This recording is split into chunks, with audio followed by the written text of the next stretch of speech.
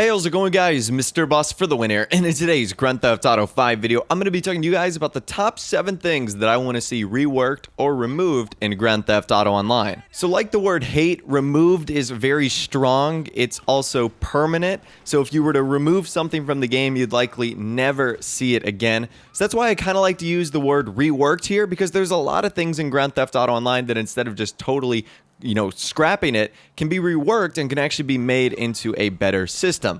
So that's kind of what I'm going to be talking about today. Obviously, some things in the video I'll talk about what I want to have removed. And once again, this is my personal list and opinion. Be sure to leave yours in the comments section down below as well. And if you agree with some of it, be sure to leave a like as well. So that would be awesome. But of course, without the way, let's not waste any more time and let's jump straight into it. Okay, so this isn't in any particular order of from best or worst or least to last or whatever the case might be. This is just going to be the top 7 things that I think. So at the number 1 spot, I have the waiting period for Pegasus and mechanic delivery cars. So there's a lot of things, or a few things, that I disagree with about this system. The first of which is the fact that you cannot have 2 personal vehicles out at once, and that you are at times too close to your personal vehicle to get a new one delivered.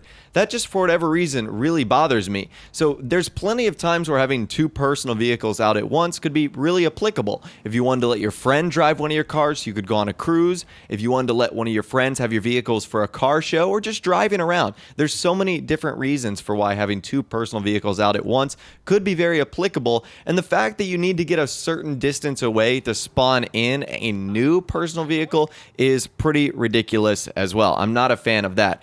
Number 2 is the timer. I don't understand why we're paying the mechanic. I think it's like $1,500, which is insane. I don't know many mechanics that get paid $1,500 a day. Now, granted, I know that they're managing probably 50 or so fictional cars, but still, what's the deal with the timer and the fact that we have to wait to call in another Pegasus or mechanic vehicle when we're paying them? And the same thing is for the Pegasus vehicles. You have to wait after you call in a Pegasus vehicle. You can't just spawn in another one. So I think if that system were to be reworked a little bit, it would be awesome, because we are paying our mechanic and there just seems to be some weird like functionality things that don't make sense. And if they were changed a little bit, I think they would be perfect. Okay, the second thing I'd like to see changed or reworked is the limits on snacks that you can buy at the convenience stores. So the snacks are actually really important. I use them a lot during heists. I use them a lot when I'm in like team death matches and whatnot. The P's and Q's, ego chasers, meteorites, but there's a weird limit on how many you can get, which I don't really understand. There's a limit on how many you can carry,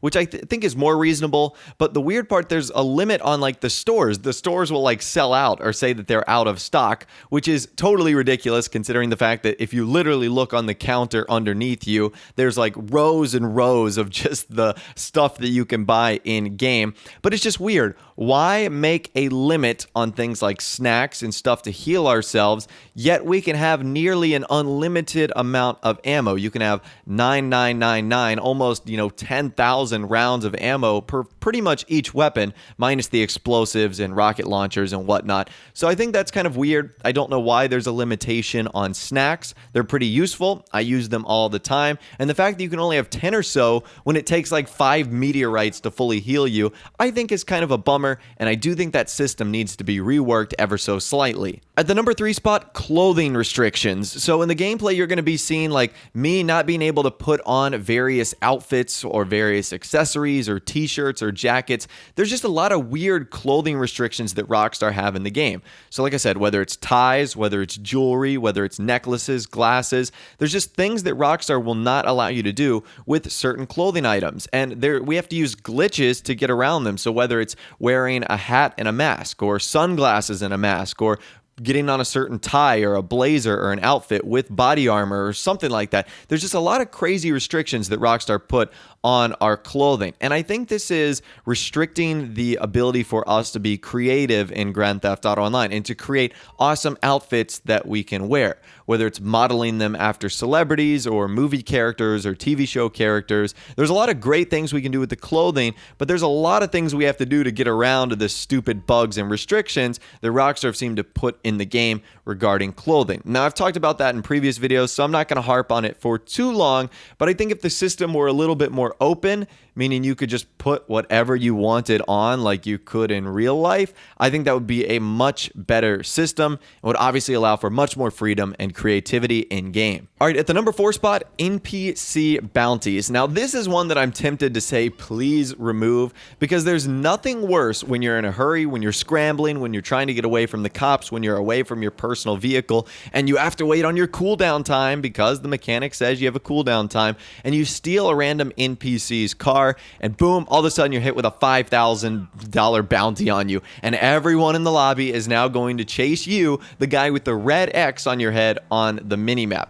So I understand the point. It's a little bit more realistic. It's supposed to penalize you for not using your personal vehicles and for committing a crime. But it just seems like every time I steal an NPC's vehicle, it's either one that's semi-on request, so I'm getting 2 stars, or it's one that the NPC just wants to give me a bounty for. And that ruins your whole experience, because there's no way to get rid of that bounty unless you're killed. And if you've got something to do, you almost have to ask for someone to kill you, or you have to try to die or get someone to take the bounty from you. So it's extremely annoying. I don't know what the purpose of adding that in the game was, because it's not like the NPCs benefit. They're not getting anything out of you having a bounty. In fact, you're never going to see them again.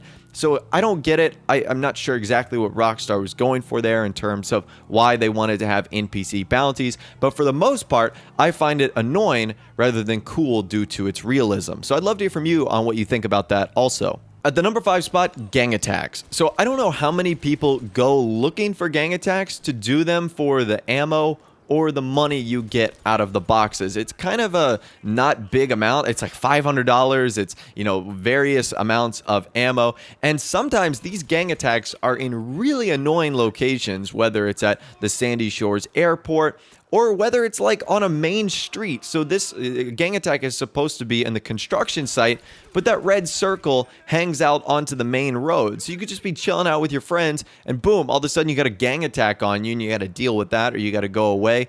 So I think the gang attacks either need to be removed or there needs to be a function where you can turn them off. You can turn other things off from the map, like the various blue job circles that you see all around the map, but you can't turn gang attacks off. I'm not sure why that isn't a thing, and I'm not sure why Rockstar hasn't made that change, because I can't really think of too many people saying, yay, I accidentally walked into a gang attack. This is going to be fun, because sometimes they're pretty difficult, and really they just happen when you want to be doing other things, and you want to be getting out of the way and don't want to be dealing with stuff like that. So I think the gang attacks need to either be removed or changed very, very much. All right, at the number 6 spots, the hypercriticalness of the police. So I think the police are way oversensitive in game. I've made fun of them for a while now. In fact, I've been doing car shows for a while, and there was this one time where a police officer literally showed up, and I just stared at him. I just stared at him for about 5 seconds, and all of a sudden he pulls out his pistol and shoots me, and I die.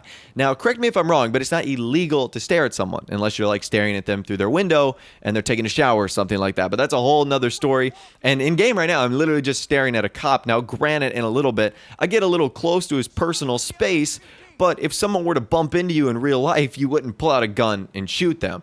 So I think the cops are extremely critical. It's like they run into you on the street and it's your fault and then they shoot you.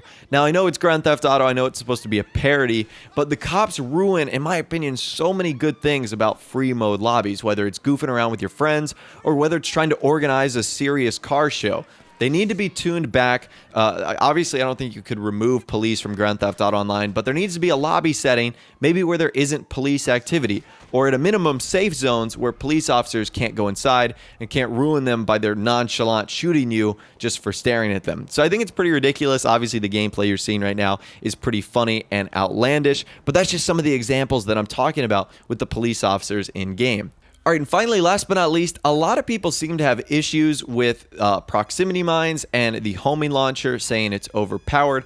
I don't really have an opinion on that. I'm kind of neutral, but one thing I thought could be pretty cool is actually adding maybe flares to the high-end military vehicles. So there's one side of the coin that says the homing launcher is overpowered. There's another side of the coin that says it's not.